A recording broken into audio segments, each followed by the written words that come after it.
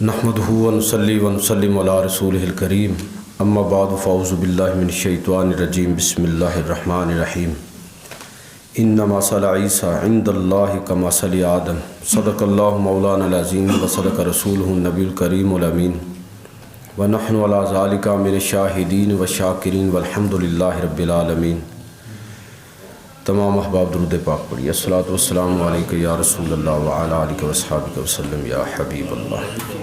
الصلاۃ والسلام علیک یا رسول اللہ وعلی آلہ واصحابہ وسلم یا حبیب اللہ۔ انتہائی واجب الاحترام سامعین و حاضرین، اللہ کے فضل اور توفیق سے آج کے خطبہ جمعہ میں جس موضوع کی مناسبت سے چند باتیں عرض کروں گا اس کا تعلق حضرت عیسیٰ علیہ السلام کی سیرت سے ہے اور اس کا تعلق اس مسیحی روایت کے ساتھ ہے جو آج عیسیٰ علیہ السلام کے دین کے طور پر دنیا کے اندر مروج ہے۔ آپ احباب جانتے ہیں کہ کل 25 دسمبر ہے اور پوری مسیحی دنیا کے اندر بالخصوص یہ دن جو ہے وہ حضرت عیسیٰ علیہ السلام کے یوم پیدائش کے طور پر منایا جاتا ہے۔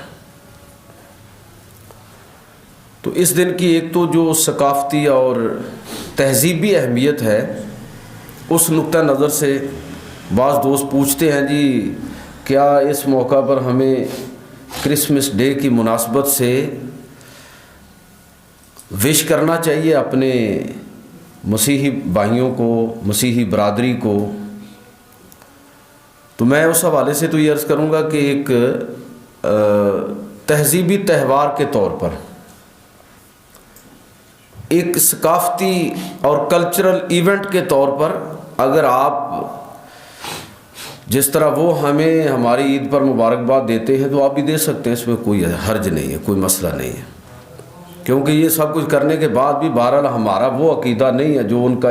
مسیح علیہ السلام کے بارے میں ہے۔ یہ ایسی ہے جیسے خوشی کے مواقع ہمارے ہاں ہوتے ہیں تو وہ اگر ہمیں عید مبارک کہیں یا مبارکباد دیں تو اس کا مطلب یہ نہیں ہوتا کہ انہوں نے ہمارا کو عقیدہ قبول کر لیا ہے۔ اسی طرح اس کے برعکس بھی ایسا ہی معاملہ ہے۔ تو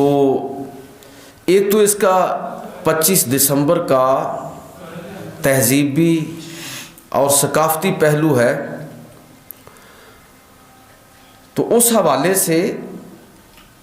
قرآن و سنت کے اندر جو ہمیں رہنمائی دی گئی وہ یہ ہے کہ اللہ کے نبی صلی اللہ علیہ وسلم نے یہودیوں کے ساتھ بھی نصرانیوں کے ساتھ بھی میل جول بھی رکھا ہے، کھایا پیا بھی ہے، مجلسوں میں ان کو بٹھایا بھی ہے، ان کی مجلسوں میں خود بھی تشریف لے گئے، ان کے مردوں کے احترام میں اللہ کے نبی کھڑے بھی ہوئے، مسجد نبوی کے اندر عیسائیوں کو عبادت کی اجازت بھی دی ہے۔ تو ایک اس کا ثقافتی پہلو ہے، تہذیبی پہلو، اور دوسرا اس کا مذہبی پہلو جس میں اسلام کا جو رواداری کا پہلو ہے وہ ہمارے سامنے آتا ہے۔ تو اس حوالے سے جہاں تک مسلمانوں کے ساتھ یہود و نصارہ کے مسلم مسیحی تعلقات یا یہود و نصارہ کے ساتھ تعلقات کا معاملہ ہے، اس کا ایک پہلو سماجی اور ثقافتی ہے، تو اس میں یہ گنجائش ہے۔ البتہ دوسری طرف اس کے ساتھ اسلام نے ہمیں یہ بھی ساتھ واضح طور پر کہہ دیا کہ یا ایھا الذین آمنوا لا تتخذوا اليہود والنصارى اولیاء بعضهم اولیاء بعض، اے ایمان والو یہود و نصارہ کو کبھی بھی اپنا دلی دوست مت بنانا۔ یہ بلا کون سے معاملات ہیں جن کے اندر یہ ویسے کاروبار آپ کر سکتے ہیں، میل جول بھی رکھ سکتے ہیں، لیکن قلبی لگاؤ سے مراد اور جہاں تعلق اور اعتماد کرنے سے منع کیا گیا ہے وہ جگہ ہیں جن کا تعلق ملت اور قوم کے اجتماعی معاملات کے ساتھ ہے۔ وہاں آپ اپنے ملی مفادات کو کبھی بھی ان پر اعتماد کرتے ہوئے داؤ پر نہیں لگائیں گے۔ کوئی ایسا معاہدہ کہ جو مسلمانوں کے مفادات جس پر داؤ پر لگیں وہاں یہ درست نہیں ہوگا۔ تو بہرحال میں عرض یہ کرنا چاہتا ہوں کہ ایک اس کا ثقافتی اور تہذیبی پہلو ہے۔ ورکنگ ریلیشن شپ رکھنے میں اسلام کو کوئی مسئلہ نہیں ہے، ساری دنیا کو ساتھ لے کر چلنا چاہتا ہے اسلام، عالمی دین ہے نا، یہ کوئی کسی قوم یا خطے یا علاقے کے لیے نہیں دین یہ آیا، یہ پوری دنیا کے لیے ہے۔ لیکن دوسرا اس کا پہلو کہ اسلام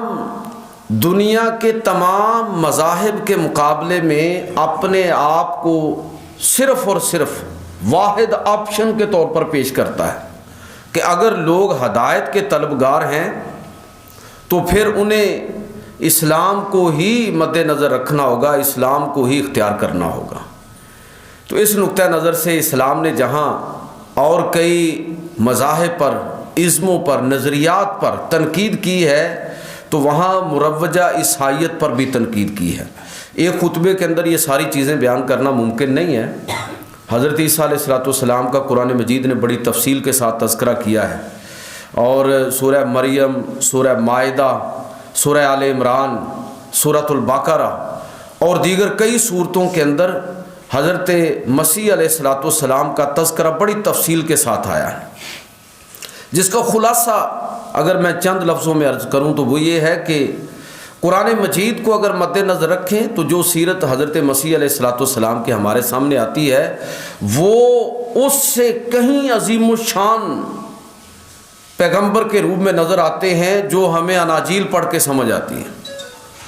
انجیلوں کے اندر اور مسیحی دینی ادب کے اندر حضرت مسیح علیہ السلام کا وہ پروٹوکول آپ کو نظر نہیں آئے گا جو مسلمانوں کے اندر ہے، اور جو قرآن و سنت کے اندر جس کے واضح طور پر نشانات ہمیں ملتے ہیں۔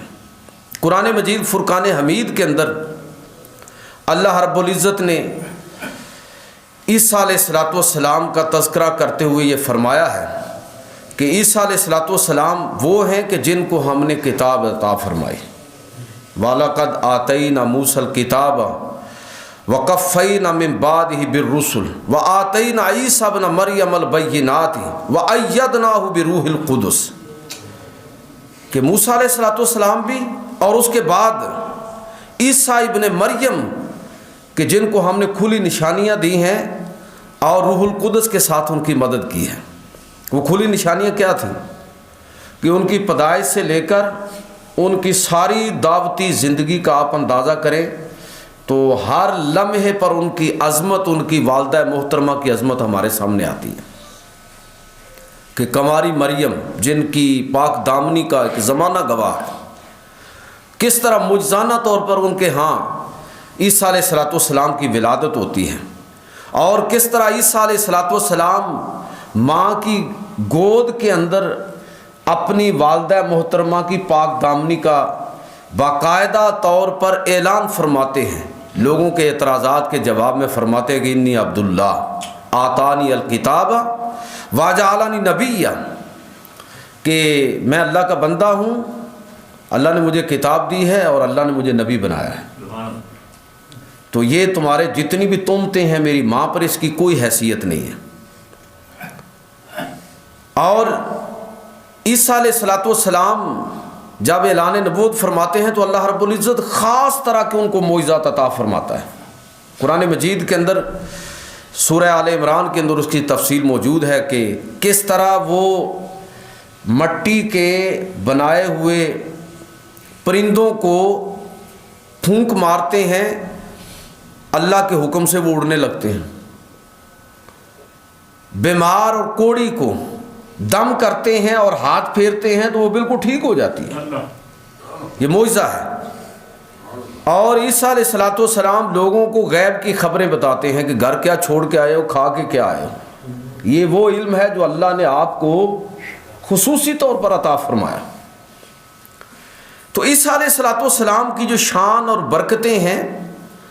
جو ان کی فضیلتیں ہیں، قرآن و سنت کے اندر اس کی وضاحت آئی ہے۔ اور پھر آخر میں قرآن مجید یہ بھی بیان کرتا ہے کہ عیسیٰ علیہ السلام کس طرح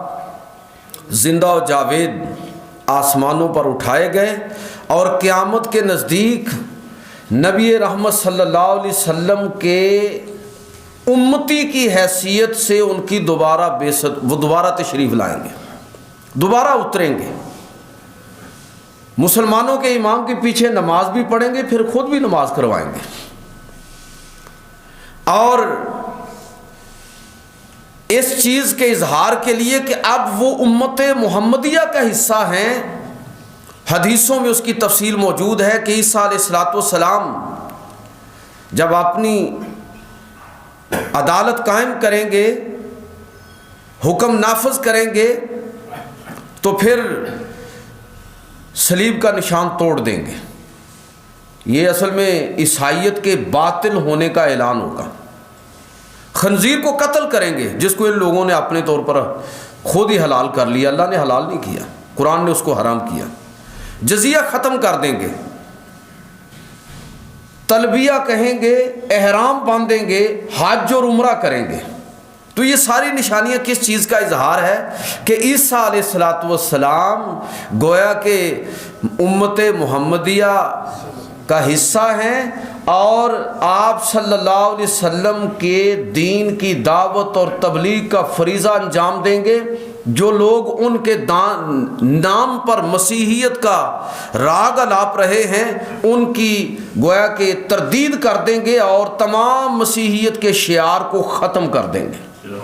उम्मत मुहम्मदिया के शियार को इख्तियार फरमाएंगे। तो ये ईसा अलैहिस्सलाम की दोबारा जो आमद है और फिर उनका वफ़ात पाना और रसूलुल्लाह सल्लल्लाहु अलैहि वसल्लम के रोज़ा अक़दस के अंदर उनका दफन होना, कि वहाँ पर एक कब्र की जगह अब भी बाकी है। तो ये सारी चीज़ें कुरान मजीद फुरकान हमीद के अंदर और हदीस व सुन्नत के अंदर मौजूद हैं। और जब नबी करीम सल्लल्लाहु अलैहि वसल्लम आपने ऐलान नबूवत फरमाया, तो उस वक़्त भी जो मसीही दुनिया थी उनमें बहुत सारे आसार ऐसे मौजूद थे, बहुत सारी रवायात ऐसी मौजूद थीं, बहुत सारे अफराद ऐसे मौजूद थे जो वाक़अतन ये समझते थे कि ईसा अलैहिस्सलाम पर ईमान लाने का तकाज़ा ये है कि मोहम्मद रसूलुल्लाह सल्लल्लाहु अलैहि वसल्लम की तस्दीक कर दी जाए। तो एक नहीं बीसियों में आपको ऐसी तारीख़ी रवायतें और बातें बता सकता हूँ कि नबी करीम सल्लल्लाहु अलैहि वसल्लम ने ऐलान नबूवत फरमाया तो जो जय्यद मसीही उलमा थे, अगरचे बड़ी तहरीफ़ हो चुकी थी,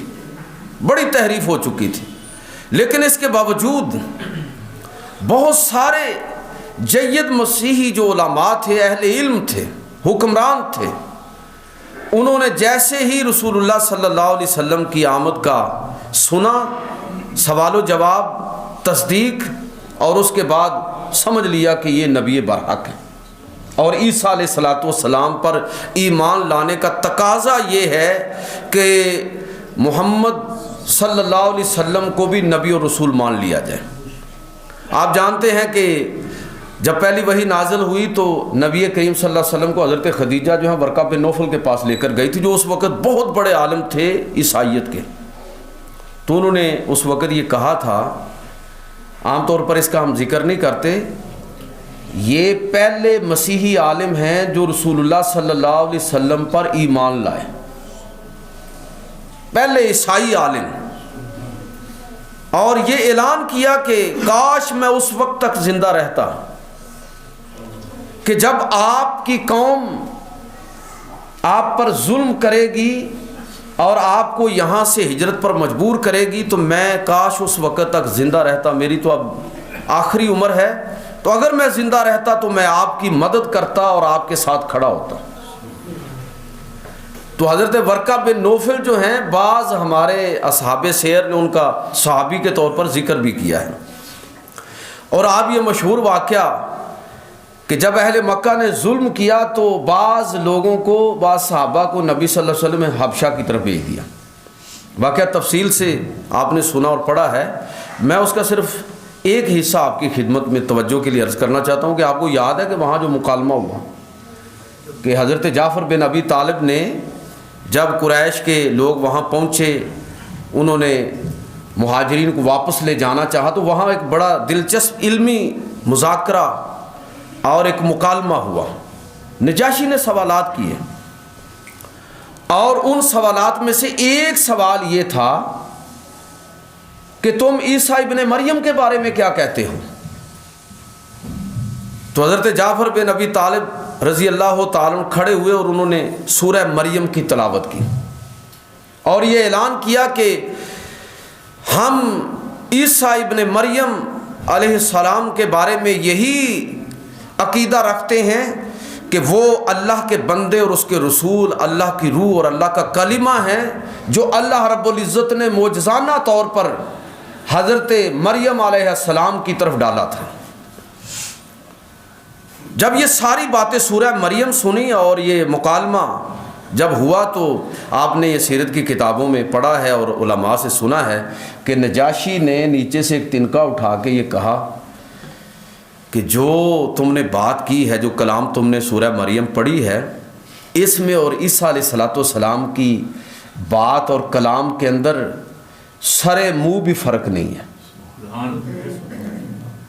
اور آپ کو پتہ ہے کہ نجاشی مسلمان ہوا اور اللہ کے نبی صلی اللہ علیہ وسلم نے اس کا مدینہ میں رہتے ہوئے غائبانہ نماز جنازہ اس کی ادا کی تھی، تو مسلمان ہوا۔ مزید تحقیق کے لیے اس نے پورا وفد جو ہے مکہ مکرمہ بھیجا اور ان کی اچھی خاصی تعداد تھی، ان لوگوں کی کوئی 20-25 کے قریب لوگ تھے۔ انہوں نے رسول اللہ صلی اللہ علیہ وسلم کے ساتھ بعض سوالات کیے، سوالات کرتے جا رہے ہیں اور تصدیق بھی کرتے جا رہے ہیں، اور جب بات مکمل ہوئی تو سارے کے سارے لوگ، وہ جتنے حبشی وفد کے اندر شامل وہ حبشیوں کا وفد تھا، وہ سارے کے سارے حبشی مسلمان ہو گئے۔ میں جو بات کہنا چاہتا ہوں اس کا مطلب یہ ہوا کہ اس دور کے اندر جب اللہ کے رسول نے اعلان نبوت فرمایا تو خود مسیحی دنیا کے اندر ایسے بہت سارے طبقات موجود تھے، ایسے لوگ موجود تھے جو ابھی حق پر قائم تھے، اور جیسے ہی انہوں نے وہ پیغام سنا تو وہ مسلمان ہو گئے۔ جس طرح ہرقل کے بارے میں، کیسر روم کے بارے میں آپ کہ جب اللہ کے نبی کا خط اس تک پہنچا تو پہلا رد عمل اس کا کیا تھا کہ اس نے خط سنا اور پھر کچھ سوالات کیے اور اس کے بعد اس نے کہا کہ بے شک وہ نبی برحق ہیں، اور میں اس چیز کا اعلان کرتا ہوں کہ جس سرزمین پر میں کھڑا ہوں اس سرزمین پر بھی اس نبی کا قبضہ ہوگا۔ تو نبی کریم صلی اللہ علیہ وسلم نے جب اعلان نبوت فرمایا ہے تو اس وقت جو مسیحی دنیا، ان کے اندر نبی آخر الزمان کا پورا تعارف موجود تھا۔ قرآن کہتا ہے کہ یعرفونہ کما یعرفون ابناہم، وہ لوگ رسول اللہ صلی اللہ علیہ وسلم کو اس طرح جانتے تھے جس طرح کو اپنی اولاد کو۔ اولاد کے بارے میں بھی شک ہو سکتا ہے کہ پتہ نہیں کہیں آدمی کی بیوی نے اسے خیانت نہ کر دی ہو، لیکن نبی آخر و زمان حضور سید عالم صلی اللہ علیہ وسلم کے بارے میں وہ اس سے بھی بڑھ کر یقین کے ساتھ جانتے تھے۔ ان لوگوں کے انکار کی وجوہات دوسری تھیں، اس وقت وہ موضوع نہیں ہے، لیکن میں صرف یہ عرض کرنا چاہتا ہوں کہ اس کا مطلب یہ ہوا کہ عمومی طور پر مسیحی دنیا کے اندر رسول اللہ صلی اللہ علیہ وسلم کی جان پہچان پہلے سے موجود تھی۔ تو یہ بدقسمتی بعد میں آئی کہ جب ان کے علماء نے، رہبان نے، جن کو انہوں نے، قرآن کہتا ہے کہ ارباب من دون اللہ، اللہ سے ہٹ کر جن لوگوں نے ان لوگوں نے جن کو اپنا خدا بنا رکھا تھا، جب انہوں نے اپنے مفادات پر زد پڑتے ہوئے دیکھی، یہ جو ارباب من دون اللہ ہے نا، یہ اس وقت ہی نہیں تھے، آج کے دور میں بھی ہیں۔ میں اکثر یہ جملے آپ کی خدمت میں عرض کیا کرتا ہوں کہ جو لوگ مذہب کو اپنے ذاتی مقاصد کے لیے استعمال کریں، سمجھ لے کہ وہ لوگ رب ہونے کا دعویٰ کر رہے ہیں۔ یہ بات ذہن میں رکھ لیں، اس لیے کہ دین اور مذہب یہ دعوت اور تبلیغ کا تقاضا کرتا ہے۔ ذاتی پروموشن اور ذاتی مفادات کے لیے دین کو استعمال کرنا، یہ دین گویا کہ خدا ہونے کا دعویٰ کرنے کے لیے دین کو بنیاد بنانے والے یہ لوگ اس وقت بھی چور تھے، آج بھی چور ہیں، کوئی بھی ہو، چاہے اس کا تعلق کسی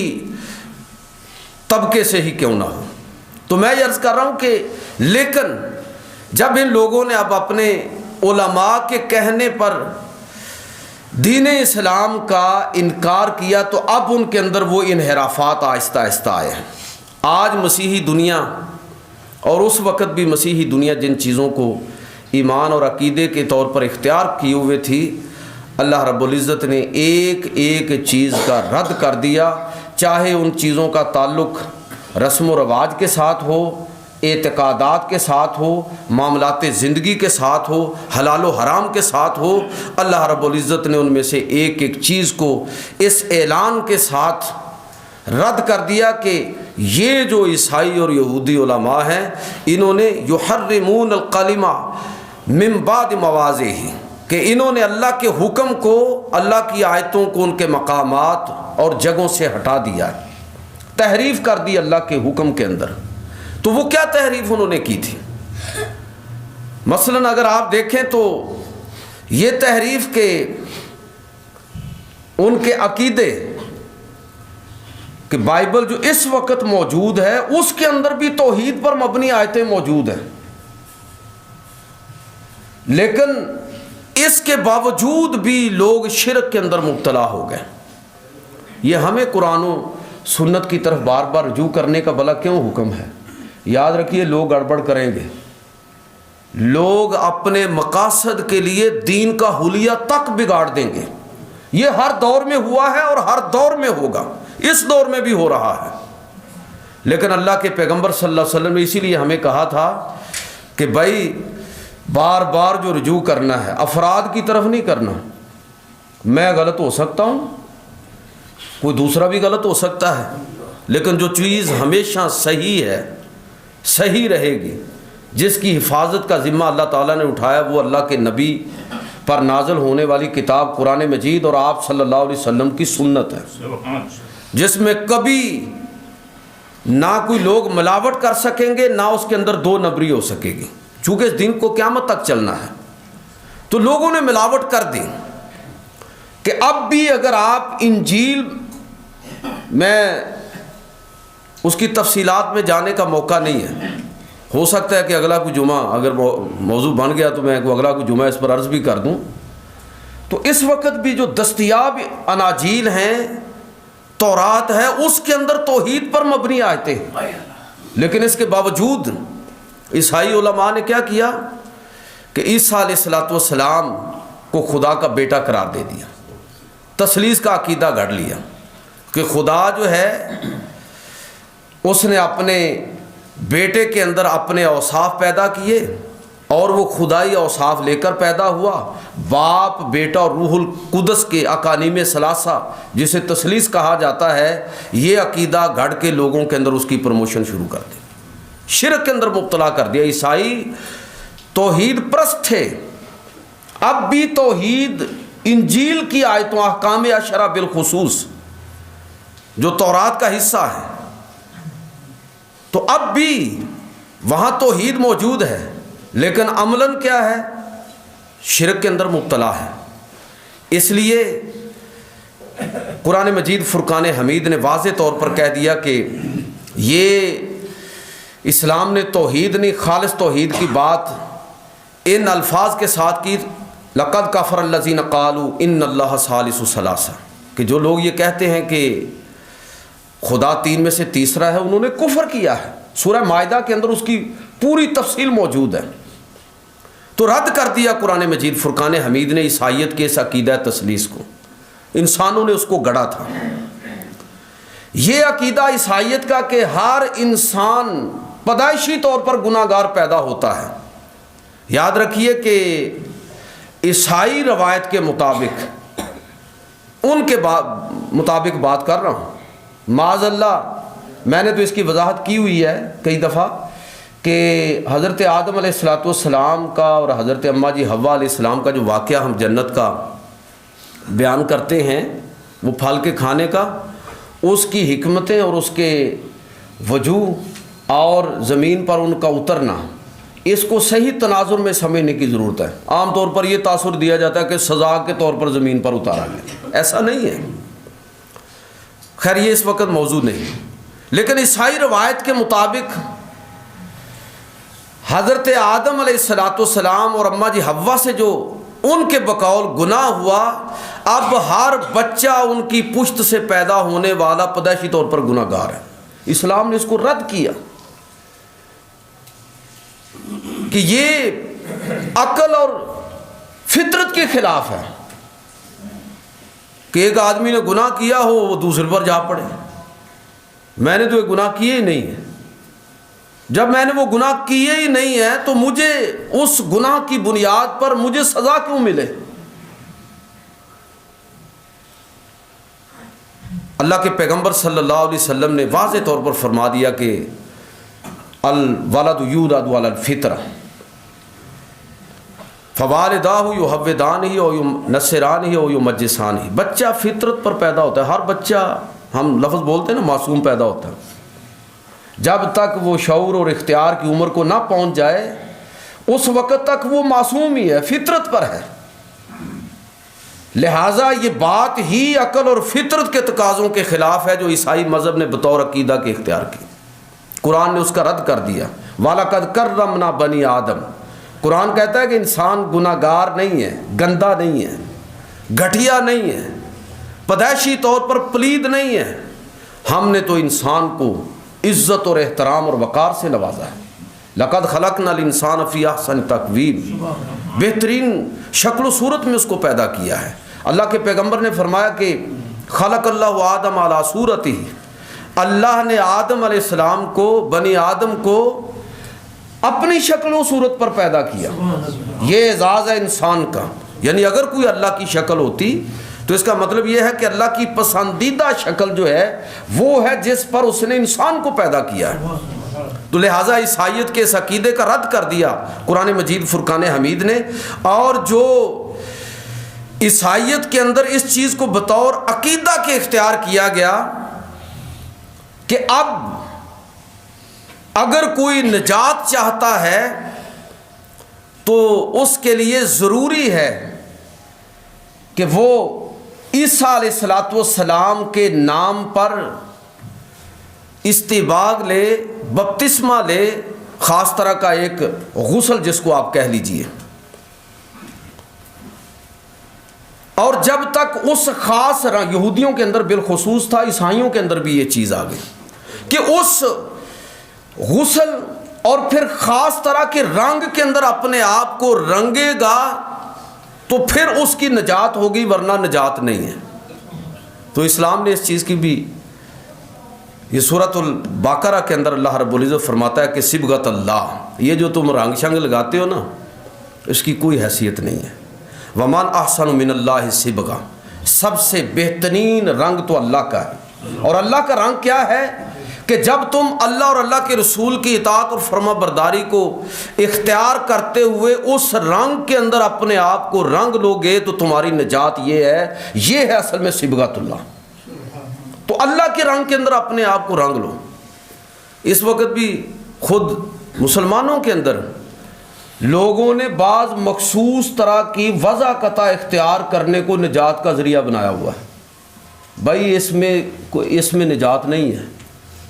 نجات اللہ اور اللہ کے رسول کی اتباع اور اطاعت کے اندر نجات ہے۔ میں اکثر یہ حوالہ دیتا ہوں، یہ نہیں ہے کہ آپ کسی بزرگ سے محبت کے نتیجے میں اگر کوئی خاص طرح کا پٹکا یا ٹوپی، تو یہ ٹھیک ہے، آپ کی ایک محبت اور نسبت ہے ان کے ساتھ، لیکن یہ کوئی تقدس کی علامت نہیں ہے اور نہ ہی اس کو شریعت نے کوئی فرض واجب قرار دیا ہے۔ اللہ کے پیغمبر صلی اللہ علیہ وسلم نے صحابہ کو کبھی نہیں کہا کہ اب تم ایمان لے آئے ہو، لہٰذا حضور قریش میں سے تھے، قبیلہ قریش سے تعلق رکھتے تھے، اور لوگ دنیا بھر سے آ رہے تھے، ہر قبیلے کی اپنی روایت ہے، کلچر ہے، ثقافت ہے۔